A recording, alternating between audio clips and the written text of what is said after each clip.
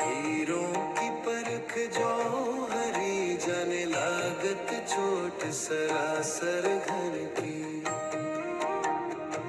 सच्चे भक्त बनने का मार्ग एक व्यावहारिक यात्रा। भक्ति की ये यात्रा आसान नहीं है, लेकिन ये असंभव भी नहीं है। ये एक सीढ़ी है जिसे हमें धीरे धीरे एक एक कदम करके चढ़ना है। इस चित्र में हम देखेंगे कि कैसे एक सच्चा भक्त अपने जीवन को बदल सकता है और परम शांति प्राप्त कर सकता है। पहला कदम, आत्मनिरीक्षण। सेल्फ एग्जामिनेशन यात्रा की शुरुआत आत्मनिरीक्षण से होती है। हर रात सोने से पहले एक सच्चा भक्त खुद से पूछता है, क्या मैंने आज गुरु आज्ञा का पालन किया?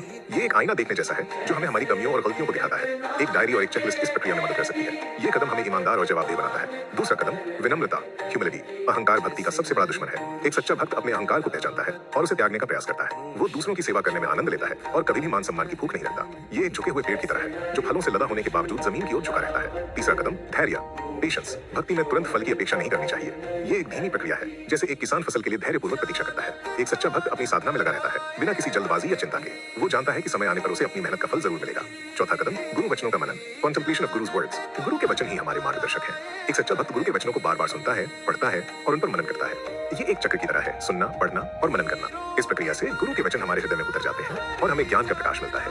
पांचवा कदम, नियमित सत्संग, रेगुलर सत्संग अटेंडेंस। सत्संग हमारी आत्मा के लिए भोजन है। एक सच्चा भक्त नियमित रूप से सत्संग में जाता है और अच्छे लोगों की संगति करता है। ये हमें सकारात्मक ऊर्जा देता है और हमें भक्ति के मार्ग पर आगे बढ़ने के लिए प्रेरित करता है। छठा कदम, नियमित साधना, डेली स्पिरिचुअल प्रैक्टिस। साधना भक्ति की रीढ़ है। एक सच्चा भक्त नियमित रूप से ध्यान और भजन करता है। ये एक अनुशासन है जो हमें अपने मन को नियंत्रित करने और आत्मा को परमात्मा से जोड़ने में मदद करता है। केंद्रीय ज्ञान, सेंट्रल विजडम। बाबा जी कहते हैं, देखा देखी संतों के निकट रहकर जो भक्ति होती है वो सर्वदा कच्ची होती है। असली भक्ति वो है जो हृदय की गहराइयों से आए। ये हमें याद दिलाता है कि भक्ति दिखावा नहीं बल्कि एक आंतरिक परिवर्तन है। तुलसीदास जी कहते हैं, गुरु बिन भव निधि तरहि न कोई। ये हमें याद दिलाता है कि गुरु के बिना हम इस संसार रूपी सागर को पार नहीं कर सकते। हमें गुरु के प्रति पूर्ण समर्पण होना चाहिए। निष्कर्ष, कंक्लूजन, सच्ची भक्ति एक यात्रा है, एक मंजिल नहीं। ये एक निरंतर प्रयास है, एक सतत साधना है। इस चित्र में दिखाए गए 6 कदम हमें इस यात्रा में मार्गदर्शन कर सकते हैं। आइए हम आज ही ये संकल्प लें कि हम एक सच्चे भक्त बनेंगे और अपने जीवन को सार्थक बनाएंगे। जय गुरुदेव, जय सत्संग।